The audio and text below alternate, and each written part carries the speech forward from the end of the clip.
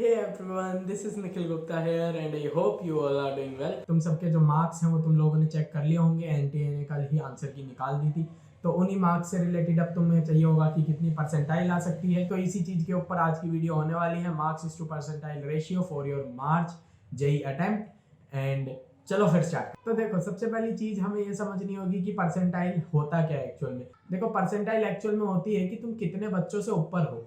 यानी अगर मान लो 100 बच्चे पेपर देने गए थे और तुमसे नीचे जो है वो 80 बच्चे हैं, तो 80 तुम्हारी परसेंटाइल हो जाएगी। तुमसे नीचे अगर 81 बच्चे हैं तो 81 तुम्हारी परसेंटाइल हो जाएगी। ये सिंपल सी बात है।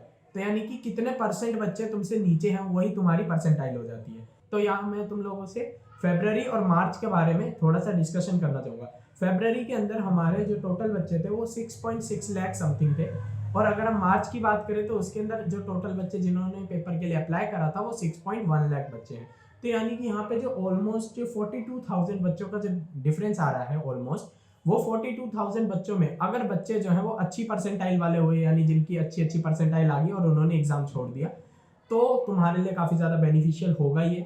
अगर वो बच्चे जो हैं वो लोअर परसेंटाइल वाले थे, यानी कि उन्होंने अच्छे से प्रिपरेशन नहीं करी थी और उन्होंने एग्जाम छोड़ दिया, तो तुम्हारी परसेंटाइल में थोड़ी सी गिरावट आ सकती है। अब एक एक्चुअल डाटा देख लेते हैं जो तुम लोगों ने ही मेरे को प्रोवाइड करा है। ये है तुम्हारी फरवरी की एक्चुअल मार्क्स वर्सेस परसेंटाइल जो तुम लोगों के आए थे। जैसा कि हम देख सकते हैं 24 फरवरी शिफ्ट 1 के अंदर अगर किसी बच्चे के 220 प्लस मार्क्स आ रहे हैं तो 99 परसेंटाइल ग्रुप में जाके शामिल हो रहा है। और ये वाली जो शिफ्ट थी ये सबसे ज्यादा इजी मानी जा रही थी, और इसी के जैसा सेम लेवल था हमारा 26 फरवरी की शिफ्ट 1 का।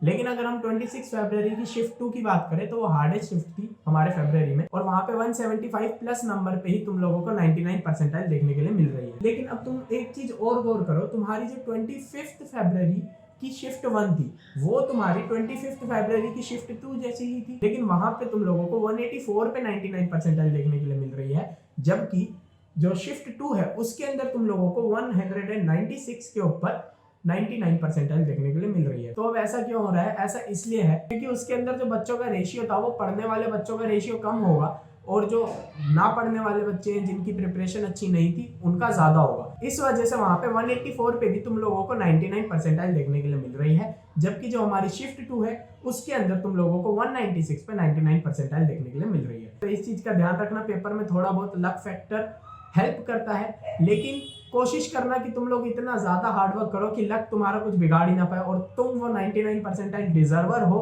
और इसीलिए तुम्हारी 99 आ ही जाए। अब देखो, अब तुम लोगों का सबसे ज्यादा इंपॉर्टेंट चीज जिसके लिए तुम लोग आए हो, तो बाकी सब चीजें देखने का मतलब ये था कि तुम्हारे जो मार्च के अंदर है वो पेपर फरवरी से काफी अच्छा आया था और बच्चे भी कम थे। तो यानी कि इस बार मार्क्स इस टू परसेंटाइल रेशियो जैसा कि मार्च में जा रहा था कि 220 वाले को जाके भाई 99 मिल रही है, इतना खतरनाक मार्क्स इस टू परसेंटाइल रेशियो हमें देखने के लिए नहीं मिलेगा। तो काफी ज्यादा अच्छी बात है तुम सबके लिए। बाकी तुम अपनी मार्क्स वर्सेस परसेंटाइल देख सकते हो।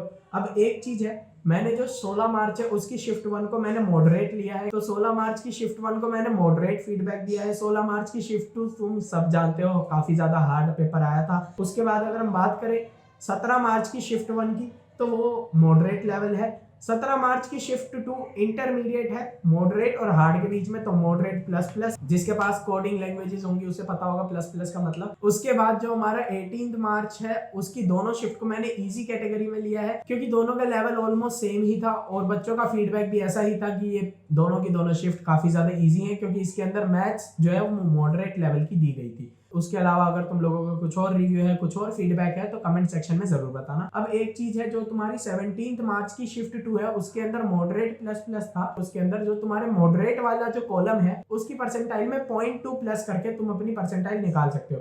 मान लो अगर तुम्हारे 80 नंबर आ रहे हैं तो 17 मार्च शिफ्ट 1 जो कि मॉडरेट शिफ्ट थी उसके अकॉर्डिंग तुम्हारी 89 परसेंटाइल बन रही है।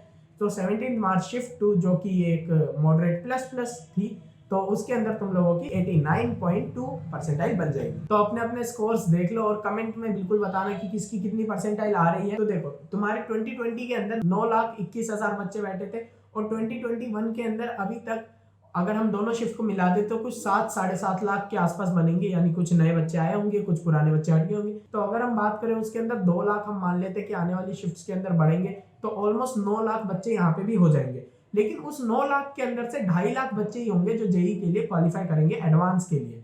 तो उस 2.5 लाख बच्चों के अंदर जो बाइफर्केशन है वो तुम लोगों की मैंने साइड में दिखा रखी है। एक्सपेक्टेड कट ऑफ क्या है इस साल की, वही जो मैंने पहले भी बताई थी वही है, यानी ऑलमोस्ट वही, थोड़ा बहुत ऊपर नीचे होगा। जनरल की कट ऑफ थोड़ी सी नीचे चली जाएगी और AWS की कट ऑफ थोड़ी सी बढ़ेगी, क्योंकि इस साल AWS कैंडिडेट्स थोड़े ज़्यादा हैं, तो थोड़ी सी AWS की कट ऑफ बढ़ने के चांसेस हैं और जनरल की कट ऑफ गिरने के चांसेस हैं।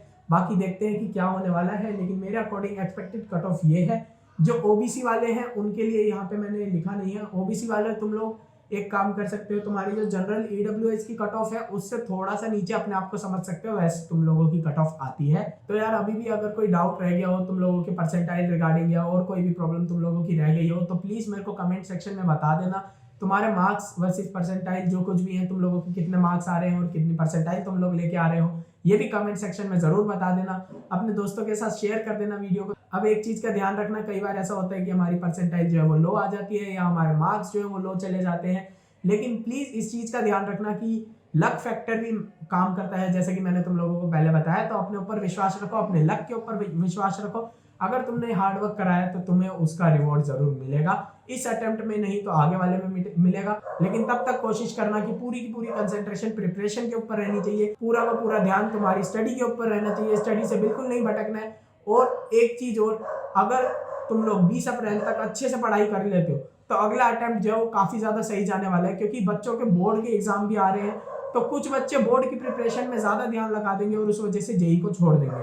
तो कोशिश ये करना कि 20 अप्रैल तक सिर्फ और सिर्फ मेंस के ऊपर फोकस करो और आने वाले टाइम के अंदर बोर्ड पे फोकस कर लेना। तो ये मत सोचना कि बोर्ड के चक्कर में मेंस छोड़ देते हैं, मेंस के चक्कर में बोर्ड छोड़ देते हैं। बोर्ड तो छोड़ ही नहीं सकते हो और मेंस भी काफी ज्यादा इंपॉर्टेंट है। तो अप्रैल वाला अटेम्प्ट जो है तुम लोगों के लिए काफी ज्यादा इंपॉर्टेंट होने वाला है। उसके अंदर मार्क्स टू परसेंटाइल रेशियो काफी ज्यादा अच्छा आएगा, जैसा कि सोचा जा रहा है अभी तक। तो उसके ऊपर फोकस जरूर करना। सो वीडियो पसंद आई हो तो इसको लाइक कर देना, अपने मार्क्स और परसेंटाइल कमेंट कर देना।